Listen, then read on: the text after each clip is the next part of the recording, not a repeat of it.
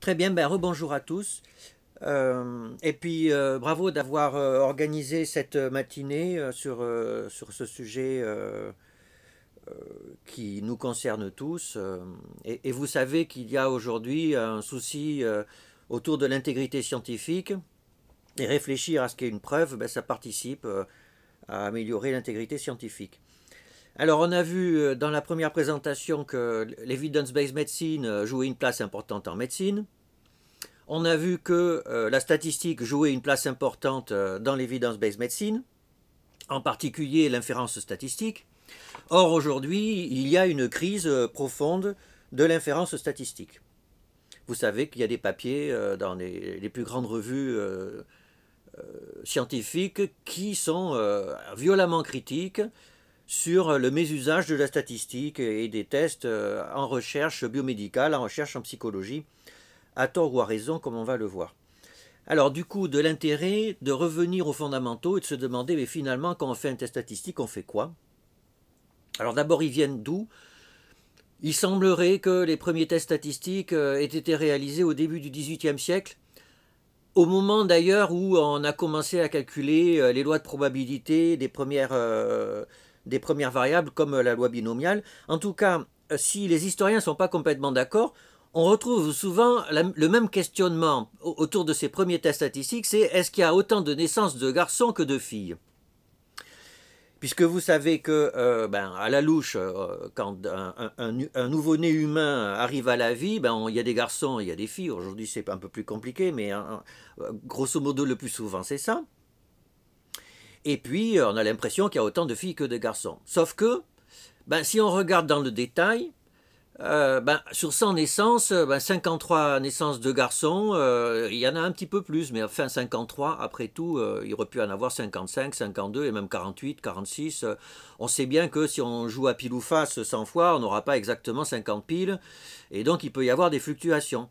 Mais si sur 1000 naissances, il y a 530 garçons, là ça commence à interroger, et les gens se sont posé la question. Et on a calculé quelle serait la probabilité que, alors qu'il y ait autant de naissances de garçons que de filles, on puisse observer un déséquilibre par rapport à cette égalité de probabilité de naissance de filles et de garçons, au moins aussi important que celui qu'on a observé. C'est-à-dire, j'ai observé 530 naissances de garçons sur 1000 naissances. Quelle serait la probabilité, sous l'hypothèse qu'en fait c'est 50%, on puisse observer 530 ou plus naissances de garçons? Donc ce calcul s'est fait très tôt. Mais il a été vraiment conceptualisé au début du XXe siècle. Et donc vous savez qu'en science, il se passe plein de choses au début du XXe siècle. Mais en statistique, tout s'est passé à peu près entre 1900 et 1930, 35. C'est-à-dire 1900, il y a les premiers tests de T de Student, etc. Et puis 1930, etc., on a la théorie des probabilités de Kolmogorov. Alors, et en ce qui va nous intéresser, en fait, on va se focaliser sur 1922-1928, donc une fourchette de 6 ans. Et là, il se passe quelque chose de dramatique. On est dans une vraie pièce de Shakespeare. On est en Grande-Bretagne, dans un laboratoire. Donc il y a une unité de lieu, quasiment une unité de temps. Et on a alors le père, c'est Karl Pearson, grand mathématicien, grand statisticien qui a découvert le coefficient de corrélation, entre autres. On a le fils, Egon Pearson, qui sera le Pearson de Neyman et Pearson. On a le génie, Fischer, qui est un gars super créatif, un peu foufou, mais authentiquement génial. Et puis un mathématicien qui est Neyman, qui arrive d'Europe de l'Est et qui a fait sa thèse sur la mesure de Lebesgue. Et donc ces 4 personnes sont ensemble et naturellement, quand vous avez comme ça des chercheurs qui sont brillantissimes et qui sont dans le même labo, ça suscite des tensions pour la succession de Karl Pearson. Et donc il va y avoir des guerres de pouvoir dans ce microcosme et ça va faire un drame shakespearien. Alors la première partie du drame, c'est l'écriture en 1922 d'un papier par Fischer dont le titre est On the Mathematical Foundation of Theoretical Statistics, sur les fondements mathématiques de la théorie des tests statistiques, de la théorie statistique. Donc c'est un papier qui fait 60 pages, qui est prodigieux parce qu'il y a un nombre de concepts qui arrivent là-dedans qui est colossal, et en particulier celui de vraisemblance statistique, qui est encore utilisé très largement aujourd'hui. Mais on peut considérer implicitement que c'est dans cet article qu'arrive la première forme de conceptualisation du test statistique avec le petit p, vous savez, tel qu'on le connaît. Alors 1922, ce papier théorique, et puis Fisher écrit en 1925 un bouquin, Statistical Method for Research Workers. Donc c'est les applications. Donc entre 1922 et 1925, il écrit un papier théorique et un papier d'application, un bouquin d'application, et donc on a quasiment le corpus de ce qui va faire la statistique moderne. Alors, que dit Fisher dans ses travaux? Il dit d'abord, en statistique, on a un échantillon. Voilà, on a des datas, c'est-à-dire, alors en médecine, on a observé, on a mesuré des choses sur des sujets. Alors cet échantillon, en fait, il va falloir le résumer. Ça, c'est très important pour Fisher, il faut résumer l'information. Si vous avez, alors à l'époque, pourtant, il n'y avait pas beaucoup de sujets, pas beaucoup de variables. Aujourd'hui, c'est beaucoup plus important. Mais déjà, il disait, si on a 50 sujets et 10 variables, ça fait beaucoup trop. Ça fait beaucoup trop de nombres, on n'y comprend rien. Et donc, le premier travail du statisticien, c'est de résumer ça avec des moyennes, des écarts types. Puis nous, on va rajouter des autres ratios, des risques relatifs, etc. Donc, on a un échantillon, on a une statistique, une moyenne, par exemple. Et puis, au niveau de l'inférence, donc avec les moyennes et tout ça, on va pouvoir décrire notre échantillon. Et on fait toujours ça aujourd'hui. Et puis il va dire, pour faire de l'inférence, en fait, on va imaginer que notre échantillon, il est issu d'une population infinie sous-jacente. Et ça, c'est capital en termes épistémiques, pour utiliser le langage de l'équipe R2E.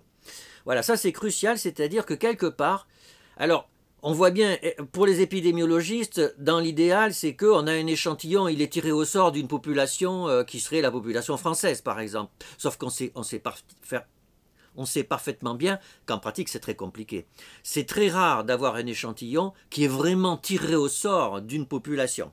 Et c'est pour ça que Fisher, il a l'intelligence et la sagesse de dire qu'en fait, il y a une population hypothétique infinie sous-jacente dont est issu mon échantillon. Et puis après, il y a la notion de fit, c'est-à-dire la question qu'on va se poser pour l'inférence, c'est de se dire, j'ai un échantillon, alors il y a une moyenne, alors ça va être une moyenne d'efficacité d'un traitement par exemple, et puis je dis qu'il est issu, cet échantillon, d'une population infinie sous-jacente. Et puis je vais faire l'hypothèse que dans cette population infinie sous-jacente, l'efficacité du traitement, elle vaudrait quelque chose, par principe. Et donc je vais me demander dans quelle mesure ce que j'ai observé dans l'échantillon, ça serait compatible avec ce qu'on a observé dans la population infinie sous-jacente. Alors comment formuler ça mathématiquement? Je vais calculer la probabilité que si je prends un échantillon tiré au sort de cette population infinie sous-jacente, ce que j'ai observé moi dans mon échantillon, ça s'écarte beaucoup ou pas de ce que j'ai observé. Et ça va être le calcul du fameux petit p. Voilà. Alors il dit, voilà, donc je vais calculer dans quelle mesure ce que j'ai observé s'écarte plus ou moins de ce que j'aurais observé d'un échantillon tiré au sort de ma population infinie sous-jacente.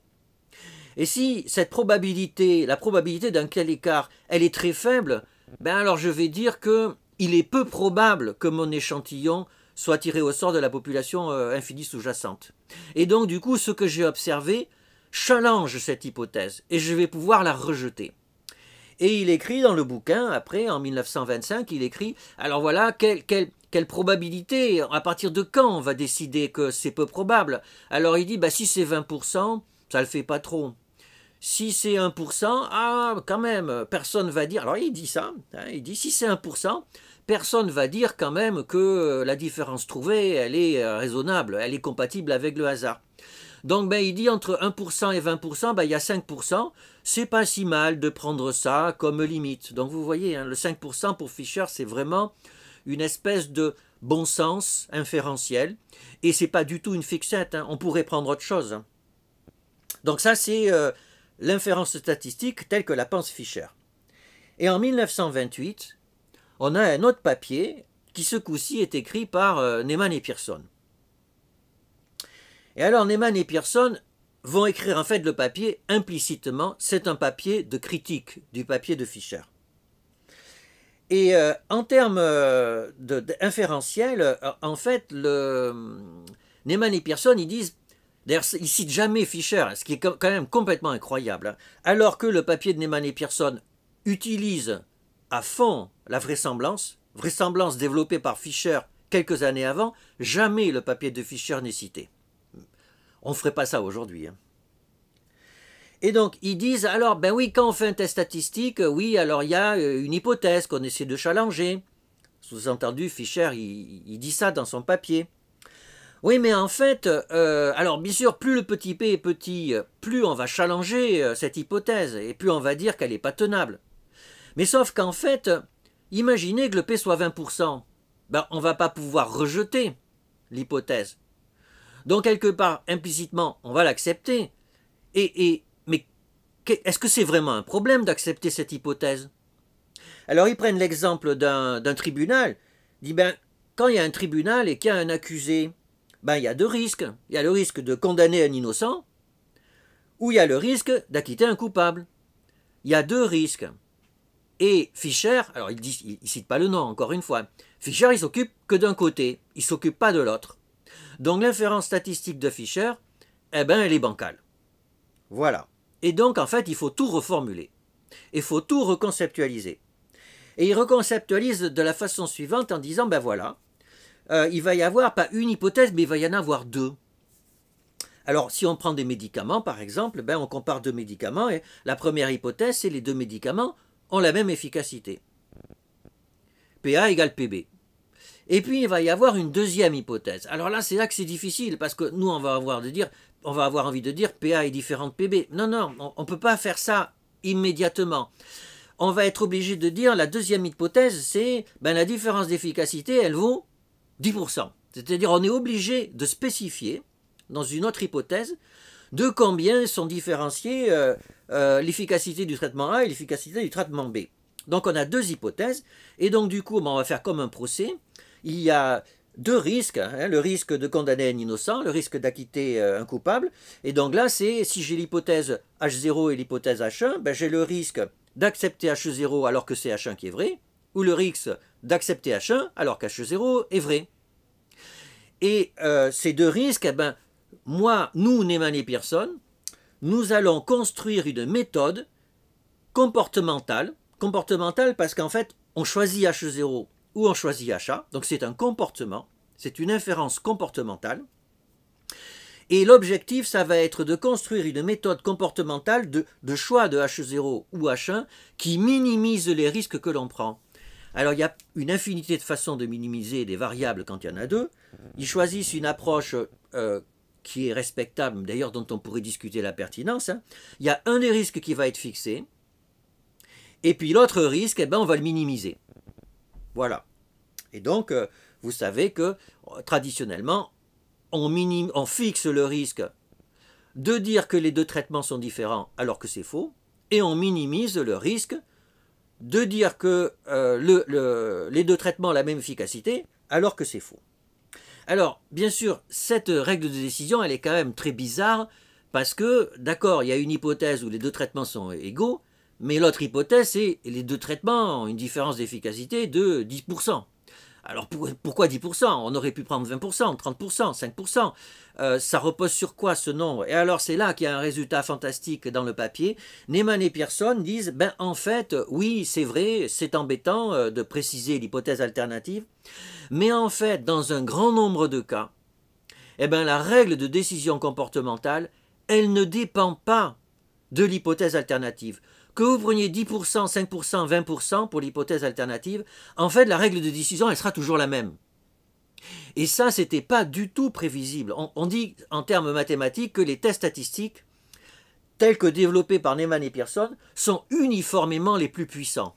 Ils sont les plus puissants parce que le risque bêta est minimal, mais ils sont uniformément les plus puissants, c'est que le risque bêta est minimal, quelle que soit l'hypothèse alternative.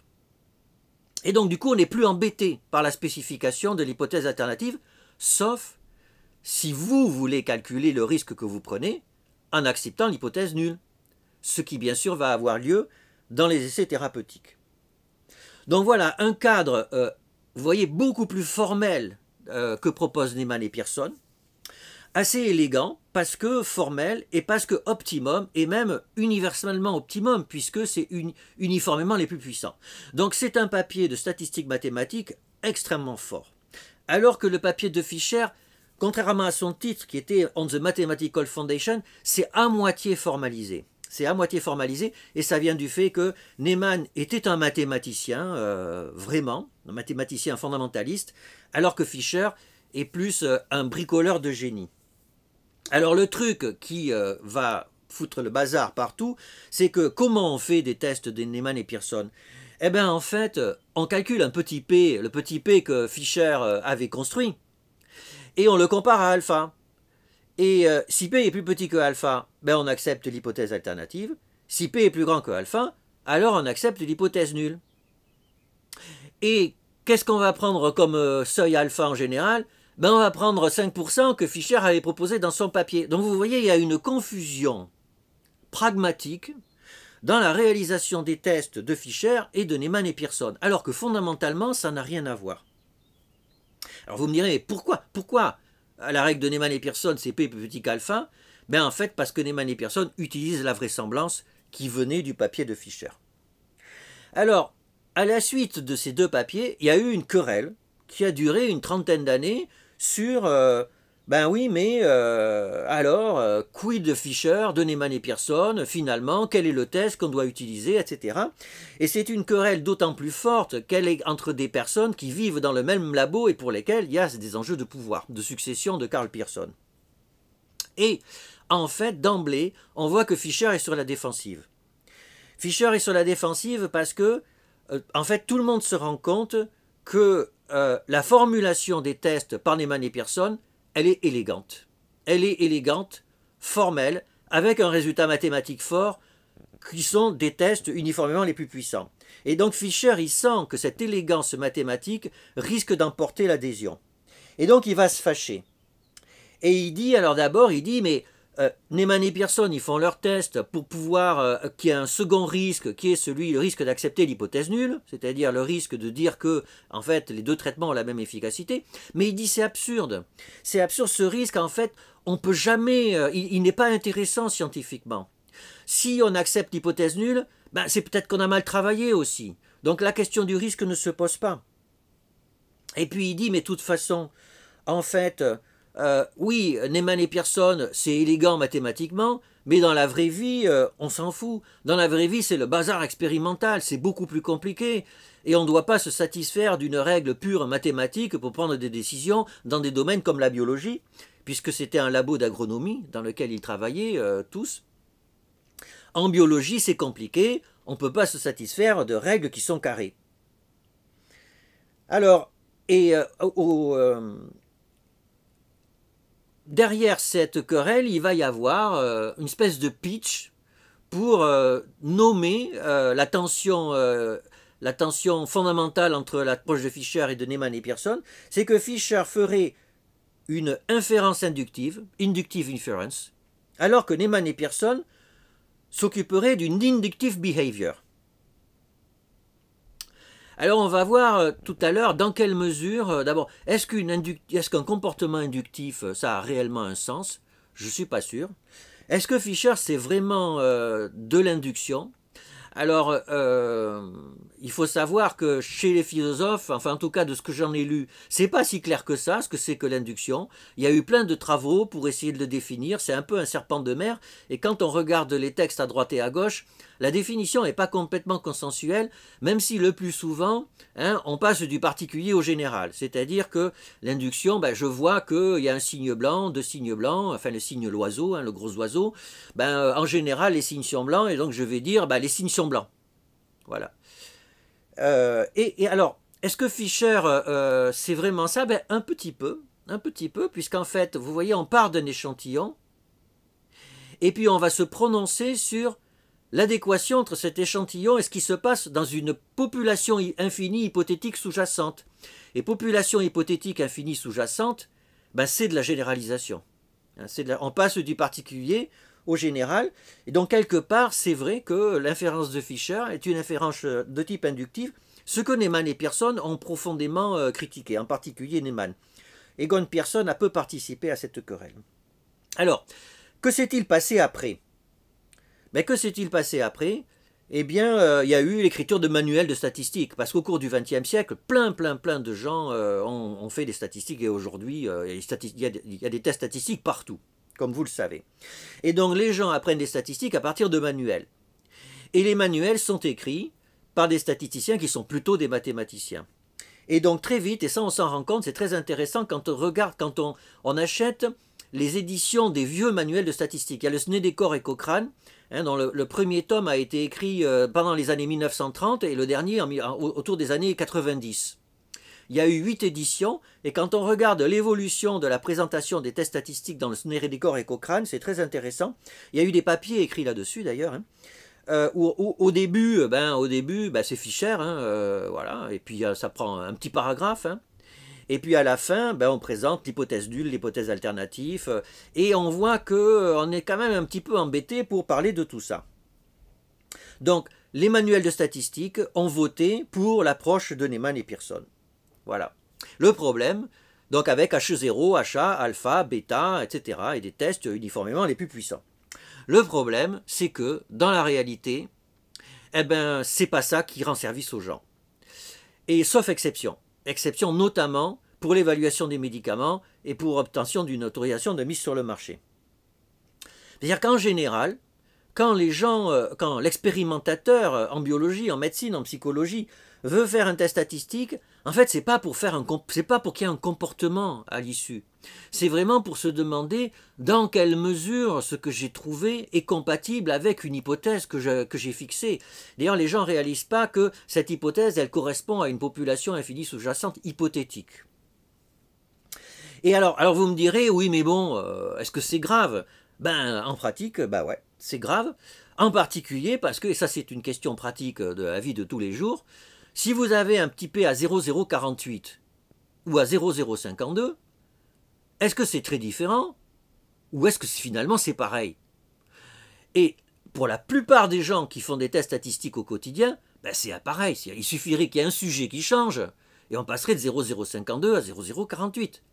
Et pour Fischer, c'est vraiment le cas. C'est vraiment le cas. Alors que pour Neyman et Pearson, dans un cas P plus petit qu'alpha, votre comportement, c'est l'hypothèse alternative, c'est de dire je choisis l'hypothèse alternative, et dans l'autre cas, c'est le contraire. Donc vous voyez, en termes de pragmatique du test statistique, il y a bien une différence fondamentale entre les deux. Donc il y a un vrai sujet. Il y a un vrai sujet. Alors, au cours du temps, il y a eu une dissociation entre ce qui se passe dans les manuels et ce que font les gens, et qui du coup conduit à un quiproquo et à un mésusage. Deuxième problème, c'est que en fait, l'inférence en médecine et en psychologie se place dans la perspective de l'inférence en sciences en général et du grand frère qui est la physique, ou de la grande sœur plutôt.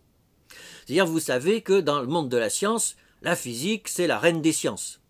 C'est là où tout est mathématisé, tout est carré, on mesure des choses des fois à 10 puissance moins 20 près, et donc les physiciens ont le statut de scientifique sérieux avec un grand S. Et alors, comment marche l'inférence en physique? Là aussi, c'est un peu compliqué, parce que comme c'est mathématisé, on a l'impression que c'est déductif. En mathématiques, il y a des déductions, ce n'est pas des inductions. Enfin, il y a des gens qui disent le contraire, mais globalement, les mathématiques, c'est le domaine de la déduction. Et du coup, comme la physique est mathématisée, en physique, on fait des déductions. Alors que c'est pas vrai. C'est pas vrai. Quand vous cherchez à valider une loi physique, par exemple la loi de gravitation universelle, vous la testez pas partout dans l'univers, c'est juste impossible. Donc vous ne pouvez pas dire qu'elle est partout vraie. Vous la testez qu'à quelques endroits, et vous dites, comme elle est vraie dans plein d'endroits, on va dire qu'elle est vraie partout. Quelque part, c'est inductif. Sauf qu'il y a aussi de la déduction dans la réfutation.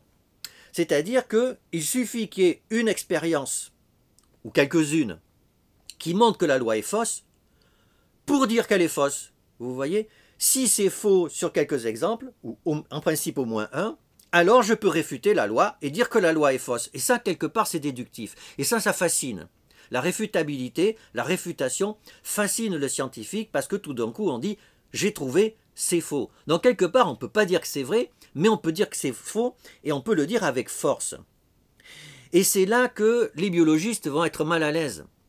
Alors c'est que le biologiste, par moment, fait de la recherche un peu comme le physicien, notamment en biologie moléculaire.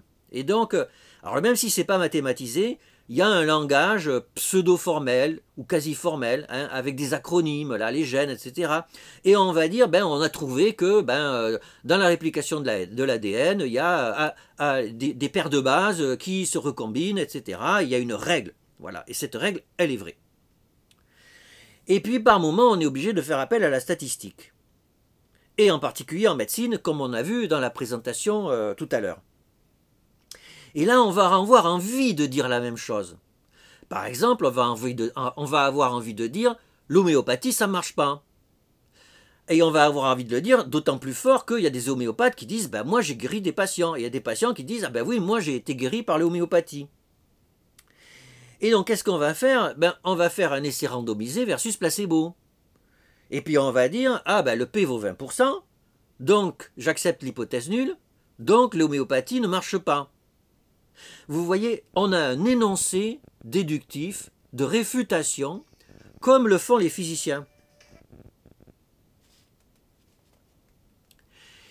Et là, c'est problématique.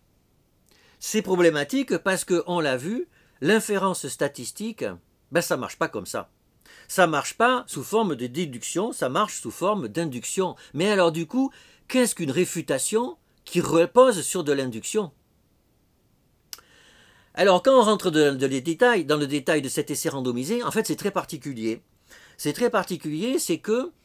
alors d'abord, quelle est la population infinie sous-jacente? Alors on pourrait en discuter à l'infini, hein, ça serait toutes les combinaisons possibles de patients qui auraient pu être obtenues à partir d'un tirage au sort différent. Enfin, c'est quelque chose d'assez flou. Hein. Et pourtant, d'ailleurs, on sent bien que dans un essai randomisé, c'est pas comme quand on tire au sort des sujets d'une grande population, puisqu'en fait, on a un échantillon à l'intérieur duquel on a tiré au sort. Donc déjà, là, il y a une zone de flou. Mais en fait, ce qu'on montre, c'est que... Alors, en faisant... On montre qu'en moyenne, oui, en moyenne... quelque part, dans le groupe A, c'est différent du groupe B. Et en faisant l'hypothèse que tout est linéaire, qu'on vit dans un monde linéaire, eh bien, l'efficacité moyenne, c'est égal à l'efficacité sur un sujet moyen. Et donc, quelque part, quand on fait un essai thérapeutique pour se demander si l'homéopathie marche ou ne marche pas, eh bien, en fait, on va considérer qu'avec un certain risque, qui est le risque alpha, eh bien, sur un sujet moyen, effectivement, l'homéopathie, je peux dire que l'homéopathie n'a pas de différence par rapport à un placebo, sur un sujet moyen. Mais alors, qu'est-ce qu'un sujet moyen? C'est une abstraction, c'est quelque chose un médecin ne rencontre jamais de sujet moyen dans sa vie. Alors, quelque part, le sujet moyen, c'est...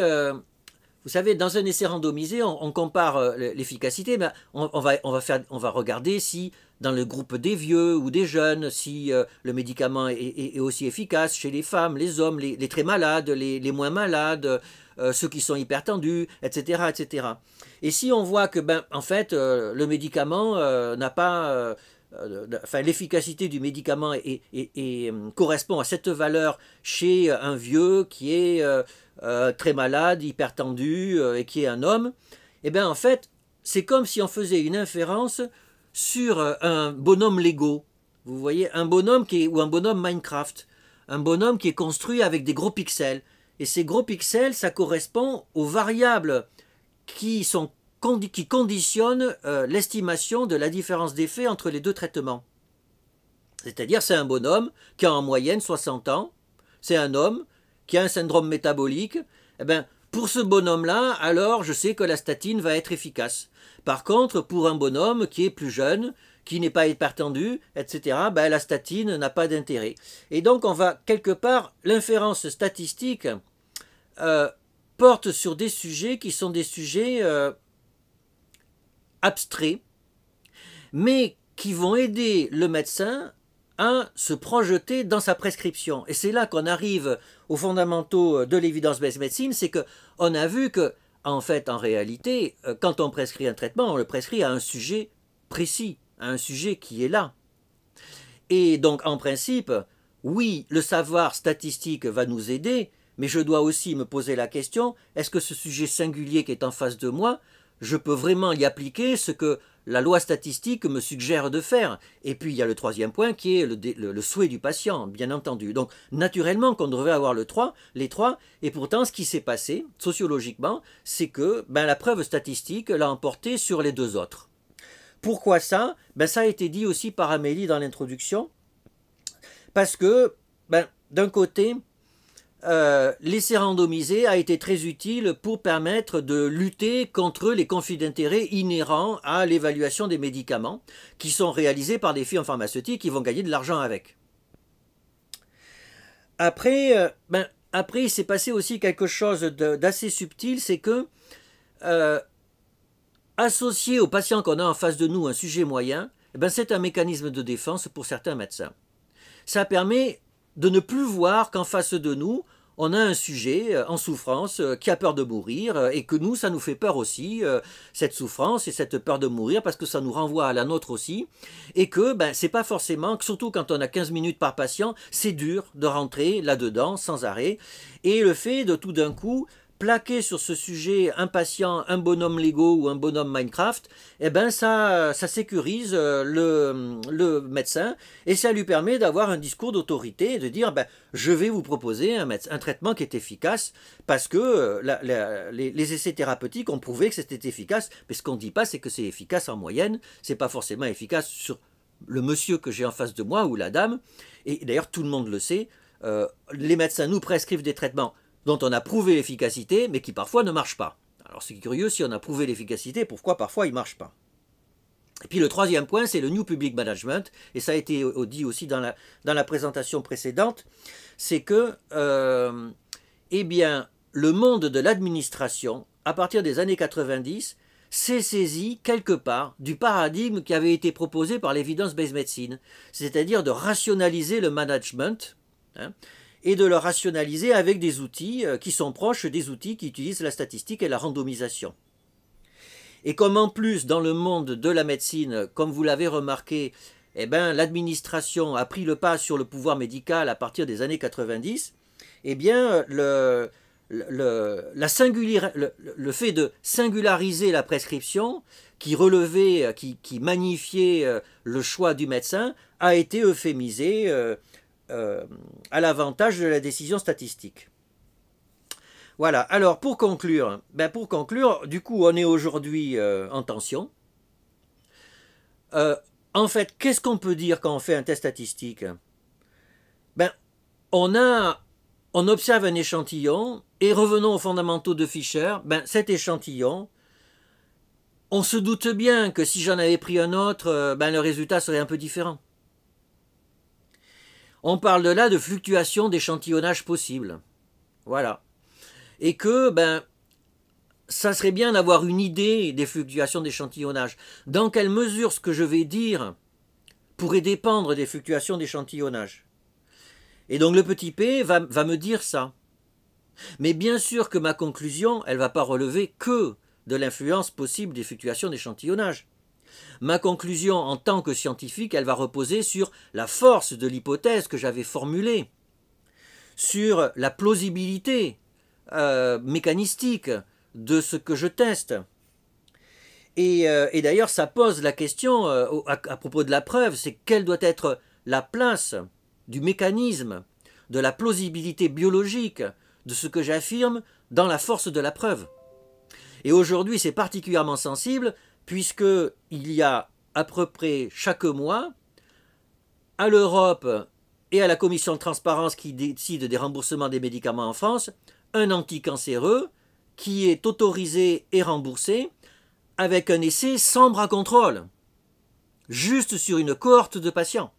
Par exemple, les thérapies cellulaires, les CAR-T-cells, sont remboursés à 3 millions d'euros l'injection dans un cas, sans essai randomisé.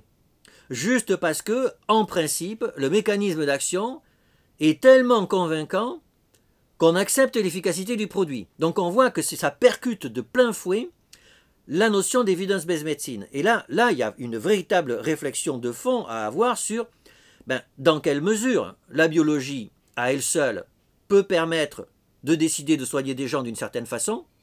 Dans quelle mesure la statistique, à elle seule, permet-elle de le faire aussi? Et bien sûr, dans quelle mesure il faut une intégration des deux savoirs?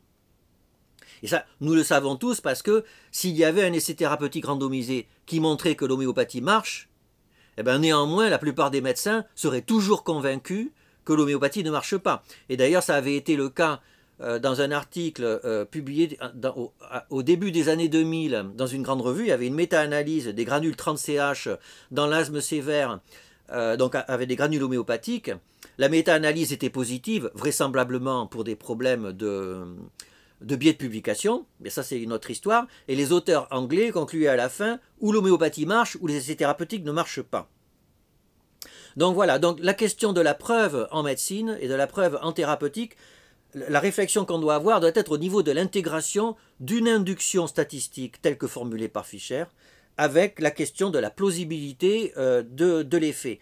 Et en fait, c'est exactement ce que disait Fischer dans un très beau papier de 1955, Statistical Methods and Scientific Induction. Nous avons le devoir de formuler, de résumer et de communiquer nos conclusions. Donc on voit qu'en fait, le scientifique communique, et en affirmant quelque chose, il propose un résultat, il le communique. Et la deuxième partie, c'est en reconnaissant le droit des autres experts libres à les utiliser pour prendre leurs propres décisions. En reconnaissant le droit des autres esprits libres, en reconnaissant le droit des autres esprits libres à les utiliser pour prendre leurs propres décisions. C'est-à-dire, en fait, quelque part, Fischer reconnaissait que l'inférence statistique, quand elle est utilisée en biologie et en médecine en particulier, elle doit se placer dans une perspective éthique. Il y a une éthique de la preuve en médecine, et je pense qu'aujourd'hui, il y a un déni de ce caractère éthique. Voilà, merci pour votre attention et je serai ravi de pouvoir échanger avec vous.